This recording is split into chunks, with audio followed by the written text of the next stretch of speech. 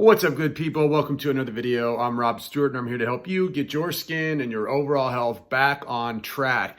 In today's video, I'm taking a nice little excerpt from my interview with Dr. Paul Saladino, the Carnivore MD. In this video, Paul is going to discuss the best and worst dietary approaches for healing eczema. Many of you guys don't know this, but he used to have some pretty severe eczema, and he's tried a lot of diets, including the vegan diet, to try to heal that. And he's going to speak on what worked best for him. Stay tuned.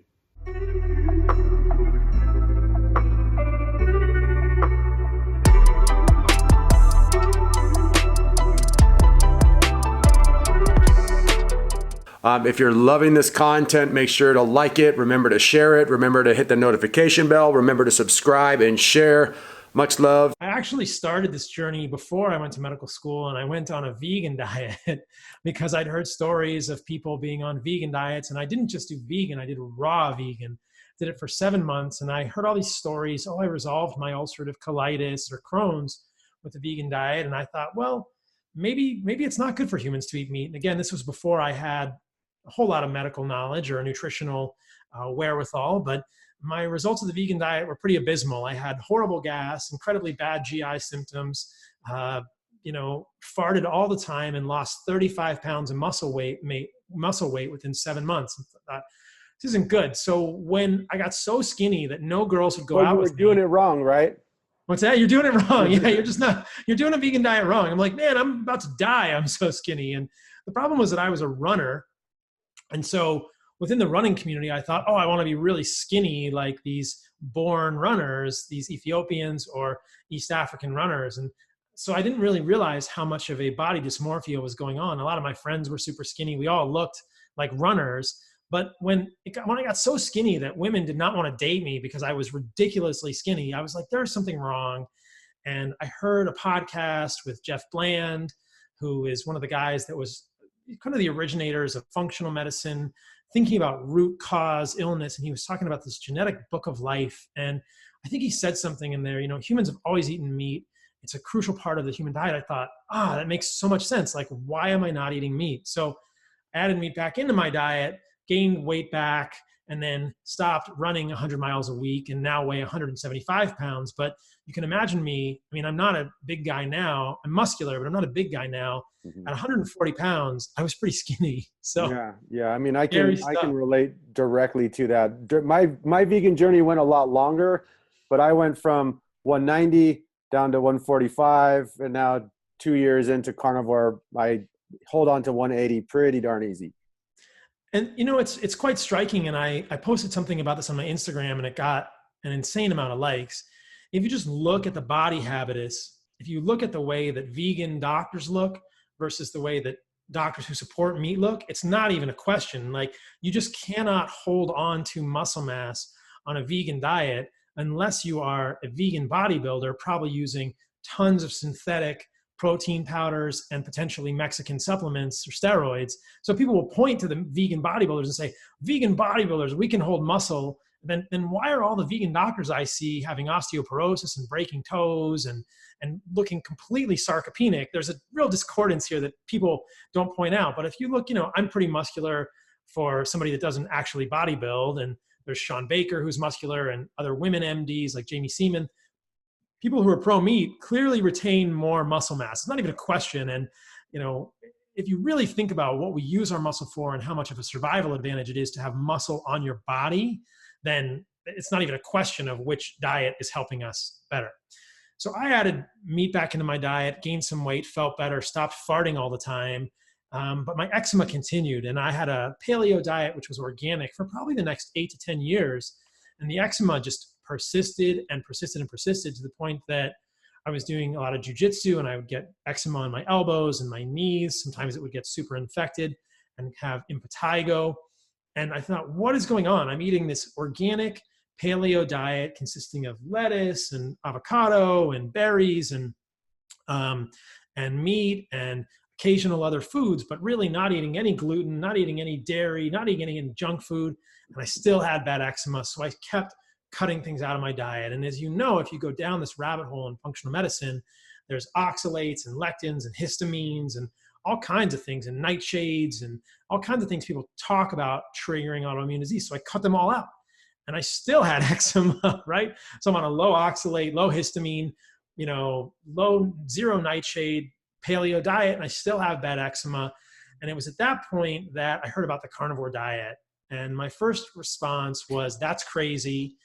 I had been thinking about functional medicine, or had believed that a functional medicine paradigm was valuable. And within the functional medicine framework, which I now really don't believe to be complete, but within that framework, there's a lot of emphasis on plants and plant molecules, polyphenols and fiber as beneficial. So when I first heard about a carnivore diet, my original sort of thinking was, that doesn't work for me. I had a lot of cognitive dissonance, and my conditioning got in the way quite a bit.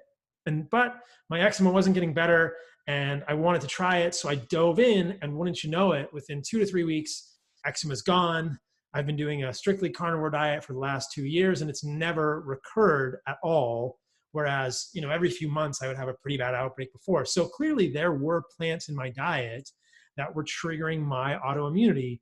And as anyone listening to this will know, it's not just about itchy things on your skin that you can get rid of with a steroid cream. It's the idea that smoldering inflammation in my body is probably not a good thing, because I'm going to see it in my skin, but it's probably going to be doing things elsewhere. I think of inflammation and this kind of chronic low-level inflammation that accompanies autoimmunity like rust. Of course, this is just an analogy, but it's like, I don't want that process causing damage to my endothelium of my gut or my blood vessels or anywhere. So I always wanted to get rid of it, and to think, I just want things to be as quiet and as quiescent and calm in my body as possible. So because I had such improvements on a carnivore diet, I was like, wow, this is amazing. I felt better psychologically. I felt more positive. I felt more upbeat, and my gut symptoms went away. I had way less gas, even from, before, when I had moderate amounts of gas on a paleo diet, but now I had like zero gas, and I only farted like once a day. It was amazing. And it didn't smell. I was like, wow, this is so great for my social life. Like, I never fart. My gut feels amazing. My poops are perfect. My eczema's gone. I'm more positive. This is amazing. I got to dig in. And that began sort of my journey into the research around how eating an animal-based diet could be sustainable, why so many of the things I'd been told with regard to plants were probably wrong and misleading. And that's where the book came out of it. So most of your listeners will know I wrote a book, The Carnivore Code. Hopefully you've seen it. And yeah. That's really awesome. I also think that it is fair to say that I'm someone who, I like to read research. I like to listen to other people's anecdotal stories, but it really does come down to what you were talking about earlier, is how is this making me feel?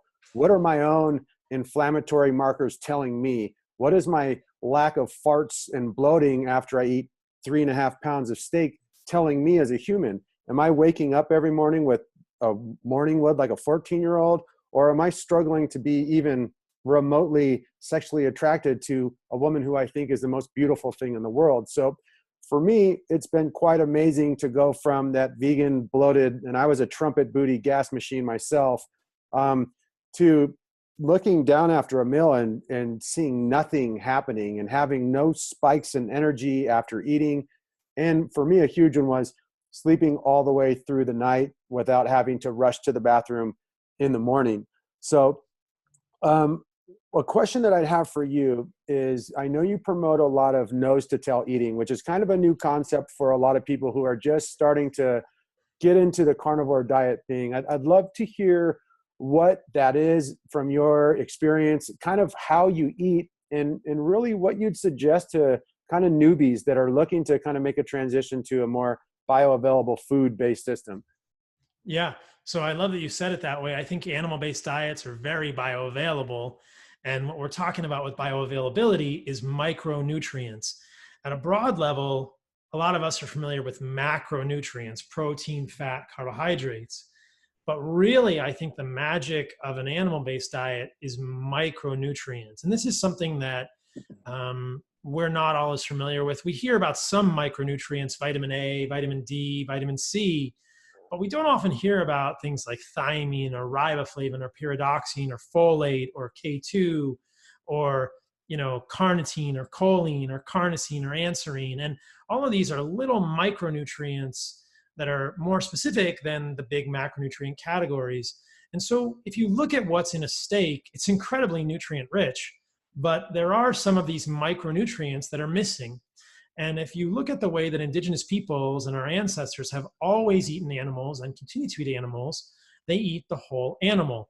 Now, for a lot of people, this conjures up images of like Indiana Jones and the Temple of Doom, where he's eating like the monkey brains. And they're like, oh my God, I would never do that. And I don't think we need to eat monkey brains to eat nose to tail. But even for many of us, things like liver or heart are kind of squeamish, and they think that's gross. And what I recommend to people is they just take a step back and think about how much their conditioning is limiting them. And if there were not unique nutrients in these foods, perhaps it would not be as important to consume them, but there are. And if you look at liver, for instance, it's a great source of folate and riboflavin and vitamin A and many other things like copper, which are particularly lacking in steak. And so in the people I work with on carnivore or carnivore-ish diets, when they are on steak only or steak and eggs, it's not uncommon to have folate deficiencies and lower levels of folate in the blood, in the red blood cells, leading to higher levels of homocysteine, et cetera. Homocysteine being one of the products of the methylation cycle, the folate cycle, which requires bioactive folate to function, and riboflavin to get that MTHFR enzyme working. So the picture really starts to get completed nutritionally when we eat the whole animal. And that challenges us in many ways to think, I've never eaten liver. How do I eat liver? Or what am I going to eat? What about kidney? Or what about heart? And et cetera. So it's just the idea that if you look at where the nutrients are distributed in animals, it's fascinating to realize that they're throughout the animal. They're not just in the muscle. They're in the muscle and the heart and the brain and the liver and the kidney and the spleen and the pancreas and the thymus and the bone marrow. And so we don't have to eat all of those organs all the time, but if we really want to be optimal, eating as many as we can is better. Now, there are lots of ways to do this. I'm kind of a savage and just a crazy astronaut. I'll just eat them all raw. And I eat as many of the organs as I can raw every day. And I actually just filmed a video yesterday, what I eat in a day. And I had a cutting board, the size of a pretty big size cutting board full of raw organs.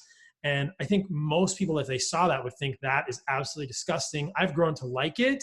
You can also cook the organs. You can grind the organ meat into burger patties. You can do things like pate. You can make things like liverwurst. There are ways to do this, or we can just kind of address the organs head on and just eat them either cooked or raw. Obviously, any raw food in terms of animals is going to present an increased risk of contamination. People should be careful with that. As a physician, I have to always be cognizant and advising caution, but I have not had any problems with raw organs myself. The final option is the desiccated organ capsules, which are a great thing for people who need a supplementary role. And this is low temperature dehydration that allows people to get the organs in a capsule. It's much easier, or when we're traveling or we can't get it. But the ethos of nose to tail is eat the whole animal because there are unique nutrients throughout it. Some people might say, well, can't I just take a multivitamin? I don't think it's quite the same because there are all kinds of things in these organs that we don't even know about or are just beginning to learn about. Like I said, carnitine, choline, carnosine, taurine, anserine, things that are just really valuable, right? And nature has kind of already packaged them for us. To try and reductionist think our way through it or to simplify it is probably going to lead to problems. There's also possibilities of growth factors, hormones, peptides in these organs. People are all excited right now about BPC 157. Well, that occurs naturally in the stomach and the intestines. Mm-hmm. So, there's TA1, which is thymosin alpha 1 in the thymus. And do these peptides survive digestion? Probably so. Are we getting signals to our body by eating these organs beyond what is actually in them on a micronutrient level? That's the part that's most fascinating to me.